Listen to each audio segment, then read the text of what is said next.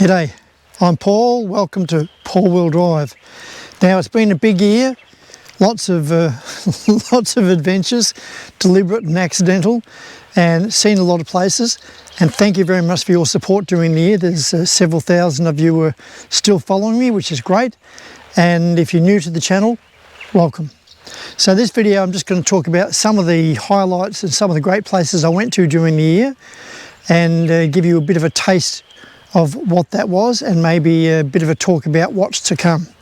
So without further ado, let's go. Yeah, during the year I got to all sorts of places. I've just recently returned from America, and that was a great trip. Lots of highlights and a couple of low lights, but you get that. But all up, that was a fantastic trip. You'll notice I've got my slippers on, the gumboots, but out in places like this I wear them for a bit of snake protection, and if it gets a bit too muddy, and it's also great to slip them on. Yeah, the year, well, I went to the Great Ocean Road. Now that is definitely a trip if you're coming to Australia, or if you're even in Australia, you need to get down there and check that out. Ideally, you should be going north-south if you can. No, ideally you should be going south-north if you can. Now the reason you're doing that is as you're coming along the road, right next to the ocean, there's quite a few little pull-outs. So you can actually pull into these areas and park, get your photo and then move on. But if you're going the other way, it's pretty hard if you've got a caravan behind you and you're going down, oh, what a shot, how good's that? And you're waiting to pull over, and that might not happen for quite a few kilometres. So, Great Ocean Road. And obviously the highlight of Great Ocean Road is the 12 Apostles up in Port Campbell, and that whole area, absolutely stunning.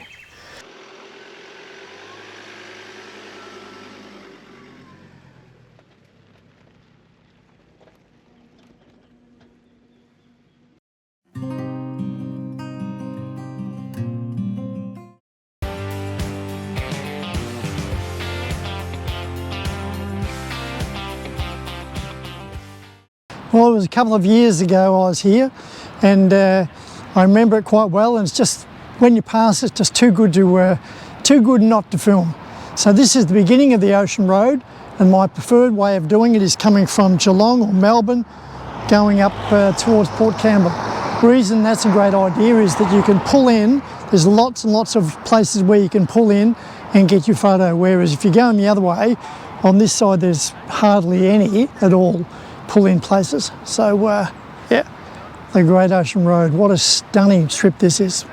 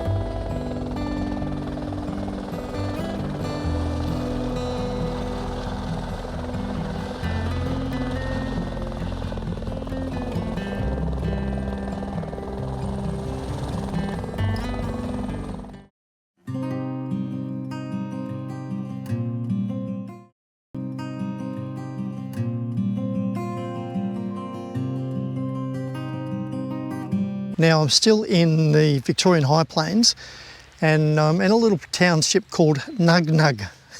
Great name. And I've got to say, it is Victoria's worst kept secret. So as I pulled in, I expected to find maybe one or two vans in the area. Turns out I think there's about 50 vans here at the moment. Admittedly, there is a bit of convention passing through, but still, as you come around the corner, you see vans, campers, trailers everywhere. But it's a great little place. It's got everything. It's really reasonably priced. And Yeah, you're at the foothills of Mount Buffalo, I believe, and you're just on a little river, so it's kind of got everything. I look forward to checking it out. It really looks good, feels good, and it's nice and spacious. Oh, and it has power if you want it.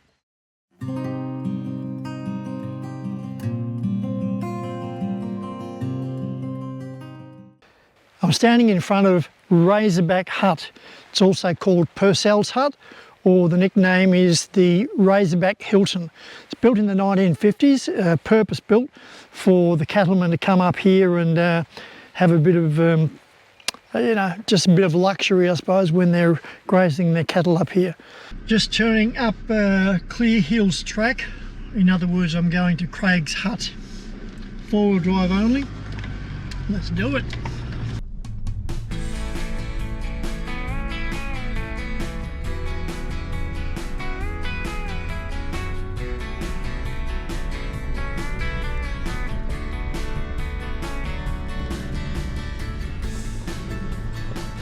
So you're allowed to camp here, obviously no caravans.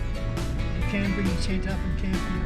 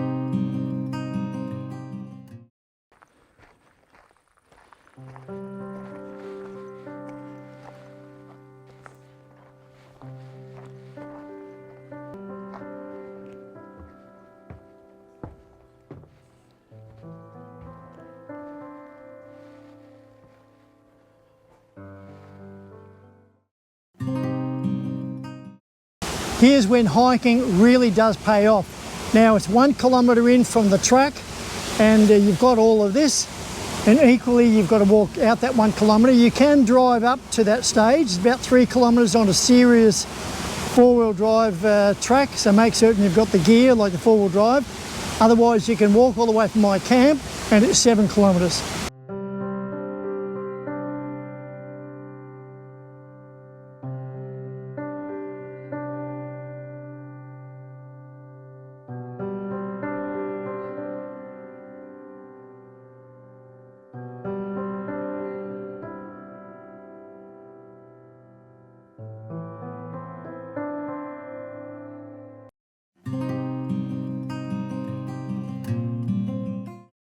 If you didn't want to walk in from the camping ground, you can actually drive all the way in. I'm now crossing over Stringy Bark Creek. Yep. There it is on the left hand side. So if you pass the toilet on the right hand side, you've probably gone a little bit too far.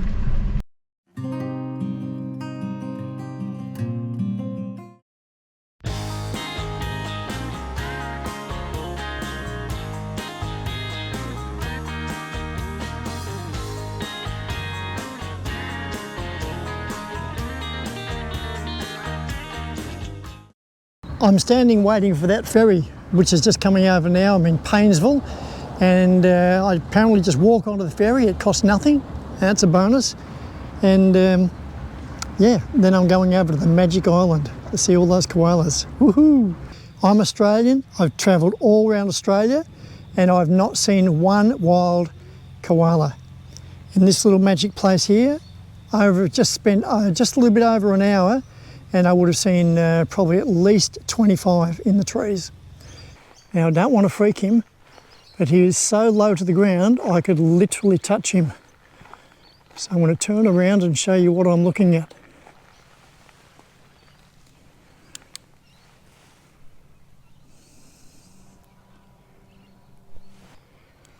As I say, I could literally put my hand up and touch him, or her. That's how close he is. He woke up just to do a little bit of poop.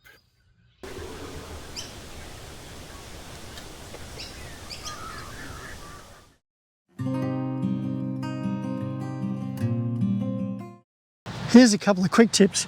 Now, if you're carrying a lot of tools like I am, it's probably a good idea to have 2 bags. Make them really, really tough bags. So tough bags, I've covered that. But because I can get a lot of things in it, it's just too heavy. So what I'm going to do is put just the stuff I use, you know, on daily or weekly, those tools in one bag, probably the small bag, and all the other in another bag, but easily accessible. Don't take it in, put it in the boot of the caravan, put it in the car, because it's more likely you're going to be in the car sometime when you break down, not just separated by the caravan. So that's tip 1. Tip 2 for the wannabe mechanic. Well, it doesn't want to be, but just out of necessity. Now, if you have the courage to take on the brakes and you don't have a lot of experience, when you're removing the caliper, you're going to use probably something like this to push against the plungers, to push the plunger so it actually sits out. What's my point? Oh, but before you do any of that, go to the, lift the bonnet, expose the brake fluid, and suck a little bit out and put it into a container. You're not going to use it again probably, but if you don't, when you're pushing that plunger then pushes the air out up through the master cylinder, and then you're going to have brake fluid pouring all over inside the motor and on the ground. So yeah, just suck a little bit out, do a little bit more work on that and suck a little bit out. I mean, obviously don't drain it. And then when you put it back in, then you probably a good idea to have some good quality brake fluid. And also it's not a bad idea to find the time and the money to have your brakes bled. So that's the brakes. Oh, one other thing, a really important thing, is when you're taking the caliper bolt out, that's fine. You put the caliper bolt back in. Just before you put it in, make certain you put some Loctite on it. Now, you don't want the super Loctite, so you'll never undo that bolt again. Yeah, probably get the medium. This comes in 3 different strengths. That's really important to do that. Loctite on the caliper bolt, then do it up. That's the brakes. This mechanical tip might save you all sorts of things. Might save you money, definitely going to make your car a whole lot safer. This can happen when you get these little connections dirty, rusty, or if because when you put this into the female of the car, quite often instead of just pushing it straight in, you push it and you wiggle, and as you're wiggling it, you can actually close up this gap. Now, if the gap gets too close, it won't function. Then what happens is this indicator, or one of the indicators, will flash really quick, click, click, click, click, click, click, click. What's happening out the back of the caravan? No indicator at all. The way you fix it up is expose all the ends and put a screw, I'm not going to do it, but put a screwdriver in that really, really tiny gap and just squeeze it open, just a tad. Doesn't take much, but just a tad. Make certain they're all that and they're all sort of clean and you haven't got too much dust and rust between the actual units. That should almost definitely solve your quick flashing indicator. Back in it goes, problem solved.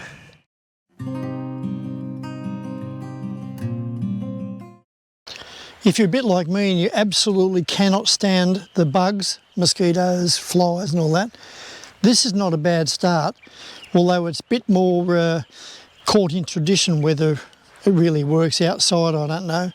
But we all tend to do it, come to the barbecues and all that sort of stuff at summertime. We'll fire one of these up, light it, and maybe 1 or 2 of them, and we'll all hover around it and pretend we're not being eaten by mosquitoes. The other 2 are just sprays that you can try. There's this one, got that from North Queensland, it's not too bad. This one here, good thing about this one is it rolls on, so that has some good effect. And there is quite a few different brands on the market. Some I'm sure are a little bit dubious and some are probably not very good for you. Anywho, you really got to try and keep the bugs away if you can.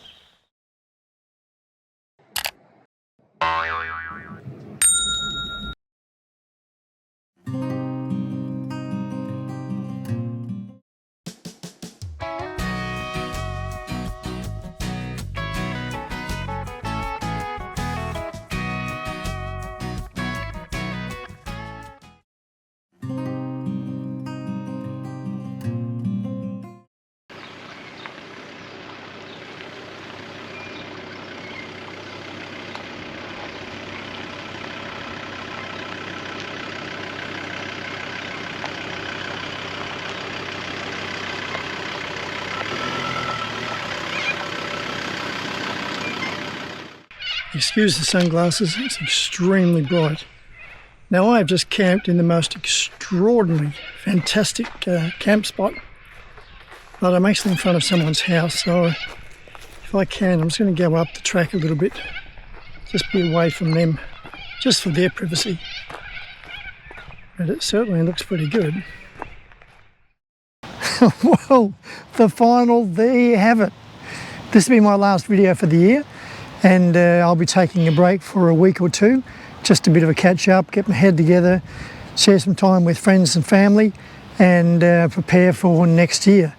Now next year we'll see a few changes. I've bought a new camera and I'm just getting used to that, so that'll give you a greater insight to what I actually see.